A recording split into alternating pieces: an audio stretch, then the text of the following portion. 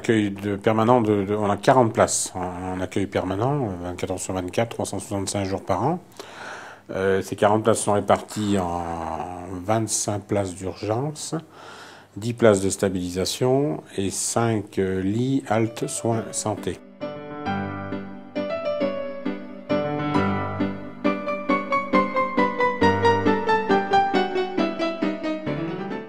Les lits halte soins santé ou les lits infirmiers sont des lits qui sont faits pour accueillir des malades sans domicile qui ne sont pas suffisamment malades pour mériter, comme tout le monde, une hospitalisation, mais qui doivent garder la chambre.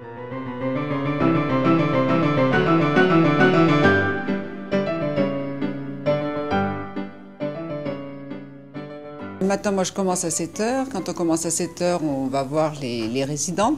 On en a 5. On fait attention à ce qu'ils soient présents. Ceux qui peuvent se lever, ils vont au réfectoire, déjeuner avec les autres, quand ils peuvent le faire. Sinon, on amène les plateaux repas dans leur chambre, directement, s'ils ne peuvent pas. Donc, on est soucieux de ça, de savoir si le matin, ils sont bien, ils peuvent se déplacer, s'ils sont bien au déjeuner, s'ils s'alimentent, s'ils prennent leur traitement. Voilà. Après, il y a le retour dans les chambres, ils se reposent. Les conseillers qui se reposent et qu'ils n'aillent pas trop courir à droite et à gauche.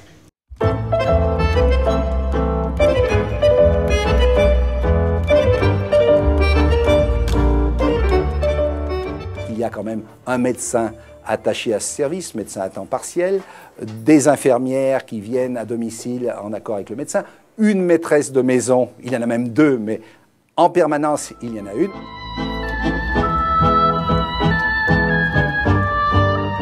On pourrait peut-être faire une petite visite du cabinet médical qui est installé, j'allais dire, tout à fait classiquement, avec maintenant les moyens de secrétariat. Ah, bon. Voilà, le docteur Bonnetin. Madame Rasdis, c'est pas arrangé, elle a vieilli d'un seul coup.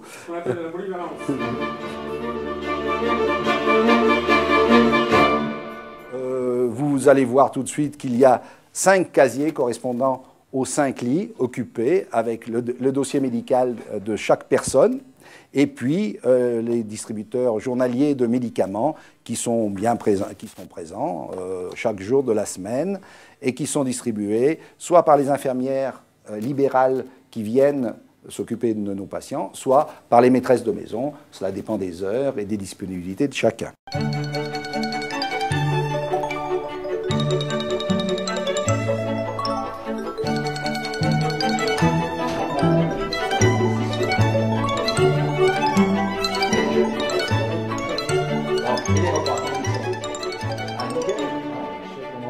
Vous faites quoi de vos journées ici? Ouais, je me promène dehors.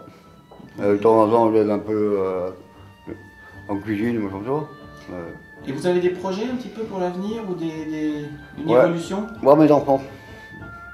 D'accord, ils sont loin, vos enfants? Ouais, ils sont beaucoup, ils ont.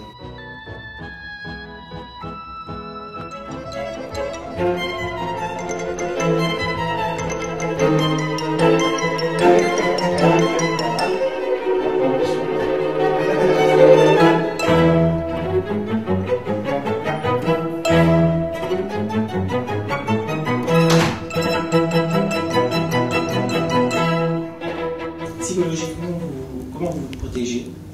Est-ce que vous vous protégez forcément? Forcément, ouais. Moi, je ne me protège pas trop, mais c'est pas très professionnel de ma part. Donc, si on se protège trop, je pense que le lien est difficile avec la personne.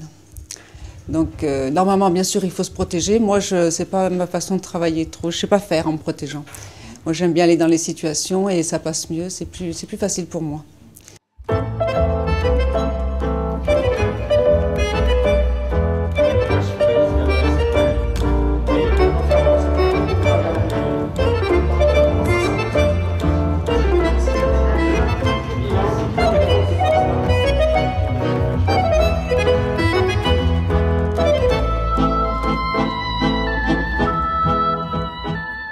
On a eu des périodes où il y avait des jeunes, mais là vraiment depuis l'été dernier, il y a une recrudescence énorme. C'est plus de 50% de la population à l'asile de nuit qui sont des jeunes de 18 à 22, 23 ans, hein, c'est même pas 27, 28 ans. Ceci dit, c'est pas spécifique à l'asile de nuit de Saint-Étienne, c'est général, hein, c'est clair. Le matin, je me lève, c'est 7h. 7h, dès que je suis en bas, je déjeune. Après, je fume ma cigarette dehors. Puis après, où je vais chercher du travail, où je reste ici pour discuter, pour faire des parties de coinche, belote. On parle bien entre nous. Si quelqu'un sait du travail, s'il y en a pas ici, on y va. Enfin, on essaie de faire comme on peut. Hein. On s'entraide tous. Moi, je cherche dans le grand bâtiment. Je cherche un peu dans tout, on va dire, pour me sortir d'ici. Ce serait plus dans le bâtiment, puisque j'ai déjà travaillé 9 mois dans le bâtiment. Moi, c'était manœuvre, mais j'aimerais bien passer coffreur. Ils sont tous inscrits aux agences intérim, c'est clair. Et ils sont tous connus de la mission locale, c'est clair. Ils sont tous connus de la NPE. C'est mon résultat de l'action, mis à part leur proposer une petite formation de temps en temps. Il n'y a pas grand-chose de concret. Eux, ils aspirent qu'à une chose, c'est travailler. Et il n'y a rien. Il n'y a plus rien, il n'y a pas grand-chose. Et puis voilà. Alors en plus, c'est vrai que quand vous avez 22-23 ans, vous n'avez pratiquement pas d'expérience et que vous habitez à l'asile de nuit, la carte de visite, elle n'est pas forcément bonne.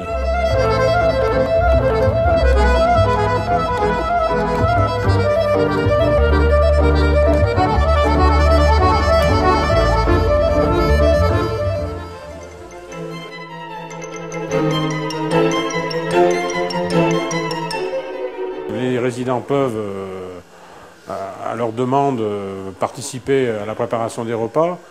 Vous me demandez ce qu'on mange aujourd'hui, bon, c'est écrit sur le tableau des menus. On mange très bien à l'asile de nuit. Pourquoi? Parce que d'abord c'est important. C'est important de bien manger, surtout quand on est en difficulté, mais parce qu'aussi on travaille beaucoup avec la banque alimentaire, qui nous fournit 90% à peu près de nos besoins en nourriture. Alors, ça veut dire que vous les payez un peu ou pas du tout? Pas du tout. Enfin, on paye, c'est symbolique, je crois, c'est 2 centimes le kilo. 2 centimes du kilo, que ça soit du foie gras ou que ça soit une salade. Et au-dessus d'un certain tonnage, c'est 3 centimes jour. Voilà, donc c'est vrai qu'elle nous fournit en produits frais, en plus, essentiellement. On va 3 fois par semaine à la banque alimentaire, avec une personne qui est bénévole, qui nous aide bien aussi, parce que ça nous fait gagner du temps. Et on va récupérer donc les produits frais qu'on adapte. Voilà, on ne peut pas prévoir de menu à l'avance, nous. On est fonction de la banque alimentaire.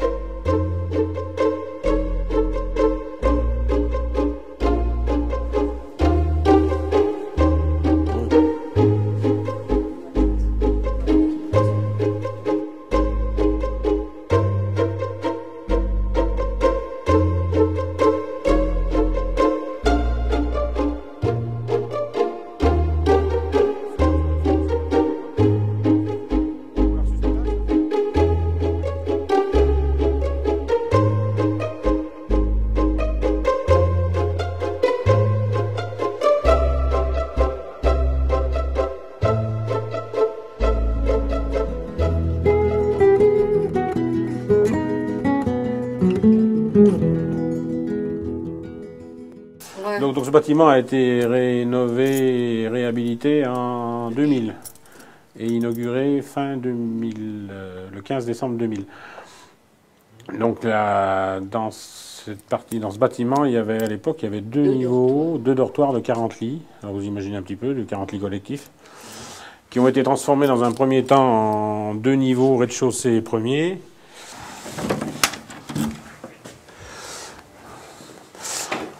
Voilà, donc ça c'est une chambre à 2 lits. Oui, c'est tout propre, hein, tout rénové, quoi. Okay. Alors ça a 10 ans. Alors moi, c'est ce que je dis souvent, effectivement. Bon, c'est vrai qu'ils ne savent pas bien faire leur lit, certains, mais les locaux ont été très bien respectés.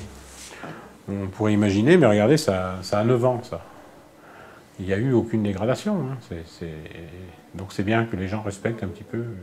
Donc si vous voulez, le principe, c'est une chambre à 2 lits ou 3 lits qui donne sur une salle de bain collective avec toilette, douche et lavabo.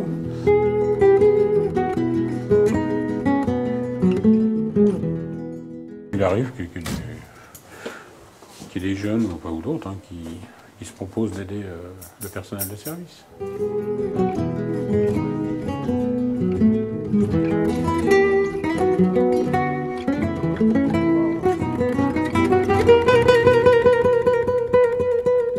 déjà ça se passe très bien. Puis c'est vrai que je recherche surtout beaucoup d'aide par rapport à ma petite, pour avoir une évolution sociale un peu stable.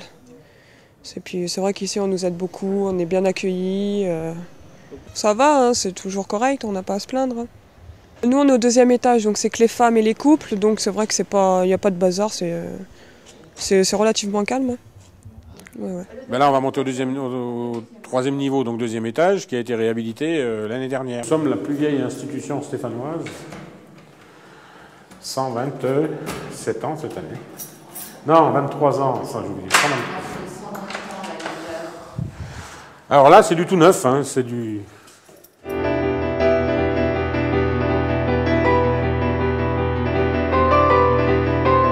On a dû créer 11 places, donc 5 chambres individuelles pour femmes et 3 chambres couples. Avec l'appréhension de savoir si ça allait être occupé ou pas, parce qu'on se disait 3 chambres couples, à l'époque on n'avait qu'une chambre couple qui n'était pas forcément occupée, mais depuis le 1er juillet c'est 100% de taux d'occupation.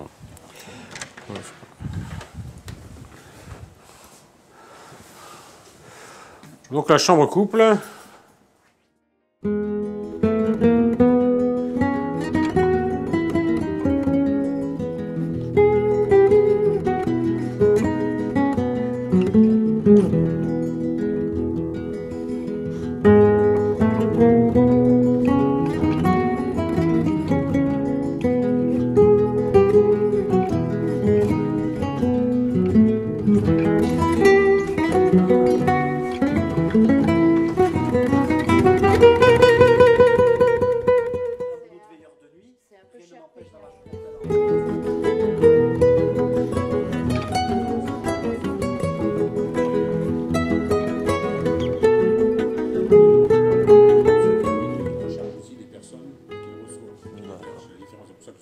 On a reçu beaucoup de personnes cette année qui étaient des réfugiés politiques, qui venaient du Congo, de la Guinée et de l'Angola aussi.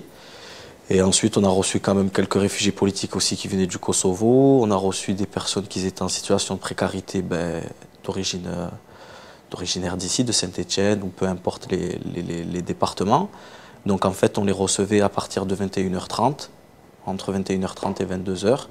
Et on leur offrait un repas chaud, une soupe avec un petit peu de charcuterie, du pain, du fromage, un café, du thé, petite collation quoi.